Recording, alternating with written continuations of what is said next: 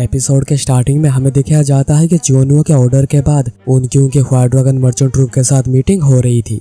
दोनों साइड्स पहले दूसरे को इंट्रोडक्शन देते हैं और एक दूसरे को ग्रीट करते हैं। योंग उनकी को देखकर सोच रहा था वो उसके फादर की तरह बिल्कुल भी नहीं लग रहा, पर फिर भी उसके प्रेजेंस बहुत ही स्ट्रॉन्ग है।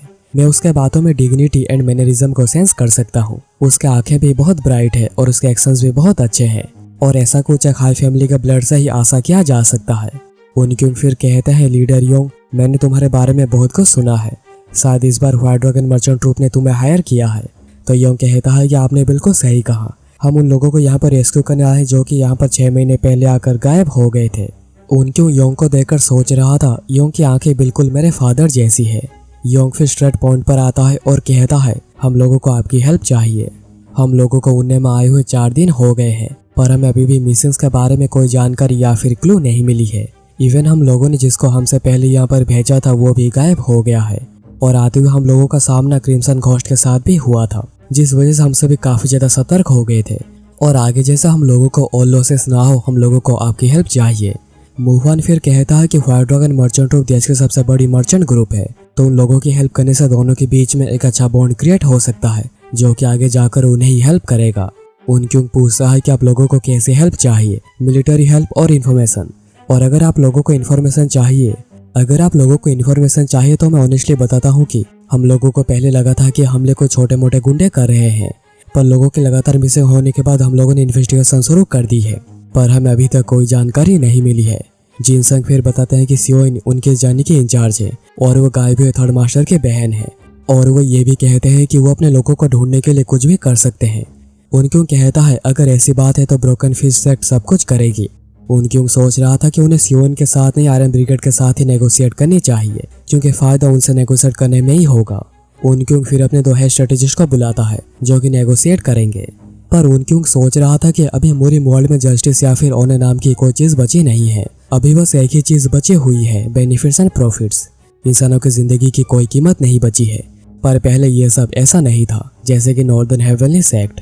तब ऐसा समय था जब उनक्यों सबसे ज्यादा खुश रहा करता था और उसका तब जिन्मू के साथ भी काफी अच्छा बॉन्ड था। पर उसके बाद जिन्मू के साथ जो भी हुआ है उसे लेकर वो काफी ज्यादा दुखी है। पर अब उनक्यों जिस रास्ते पर चल पड़ा है वो वापस नहीं जा सकता। अगर ये रास्ता आगे जाकर खाई की ओर भी जाता है तभी वो इस रास्ते से उतर नहीं सकता। उसके बाद एक सीन कट होता है जिन्मू के ऊपर, जो कि बारिश में चलते हुए जिनोल के बातों के बारे में ही सोच रहा था। जब उसने कहा था एक है जो कि बहुत बड़ा कुछ प्लान कर रहा है और ये सब सोनम या फिर ब्रोकन फिश सेट को टेक ओवर करने के लिए नहीं किया जा रहा। पर जो भी हो, अगर तुम एक बार इस सब में इन्वॉल्व हो गए तो तुम्हारा भी उन लोगों के जैसा ही हाल हो सकता है।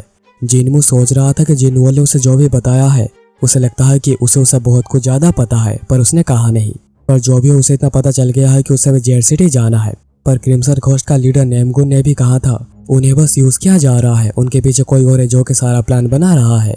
पर उसके जैसा कोई इतना स्किल्ड होने के बाद भी किसी और को सर्व करेगा, जिन्मू के लिए मानना बहुत ही मुश्किल हो रहा है।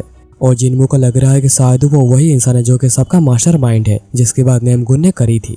तभी जिन्मू को लायर यानी बीना के साउंड सुनाई देती है, जैसे मानो ये साउंड उसे बुला रही हो। जिन्मू उसकी तरफ आगे बढ़ने लगता है और सोच रहा था ब्लेड या फिर सोर्ड का मास्टर बनना बहुत आसान होता है, पर एक साउंड का मास्टर बन पाना बहुत ही ज्यादा मुश्किल होता है। इसलिए बस कुछ ही है जो कि ये काम कर सकते हैं। जिन्मू के फिर आगे जाता है, उसे वो मिल जाता है जो कि लायर यानी बिना बजा रहा था। वो आदमी कहता, मास्टर जिन तो तुम फाइनली यहाँ पर आ गए। जिन्मू कहता, मैं यहाँ पर आया हूँ क्योंकि तुमने मुझे यहाँ पर बुलाया है और लगता है कि तुम मुझे जानते हो, पर मैं तुम्हें नहीं जानता। वो बंदा कहता है कि मेरा नाम है ग्यूम डानियोप।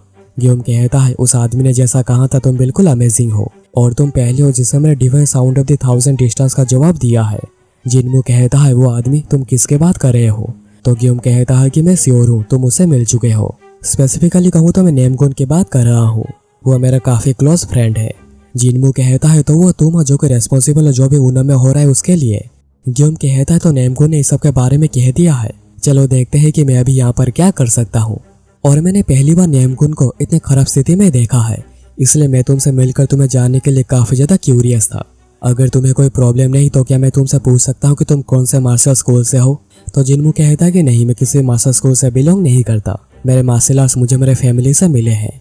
ग्यूम कहता है, तो फिर तुम्हारी फैमिली बहुत ही ज्यादा इंप्रेसिव होगी। जिन्मू कहता है कि मेरे फैमिली को कब का डिस्ट्रॉय करके खत्म कर दिया गया है। तो ग्यूम कहता है कि अगर मैं सच कहूँ तो मेरे प्लान में तुम्हारे जैसा कोई नहीं था, पर आखिर तुम इस जगह पर क्यों आए हो? कहीं तुम्हें सेंट्रल हेवन एयरलाइंस ने तो यहाँ पर नहीं भेजा है? जिनमू कहता है कि नहीं, मेरा सेंट्रल हेवन एयरलाइंस से कोई लेना देना नहीं है। मैं यहाँ पर किसी को ढूंढने आया हूँ जो कि 6 महीने पहले यहाँ पर आकर गायब हो गए थे।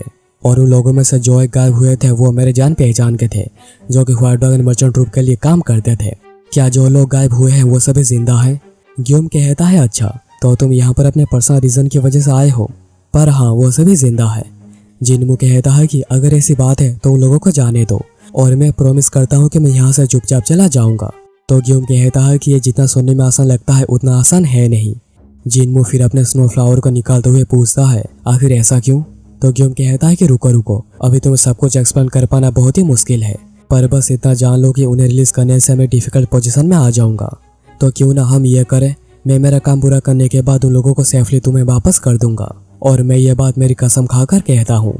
पर जिनमू इस बात से बिल्कुल भी सेटिस्फाइड नहीं था।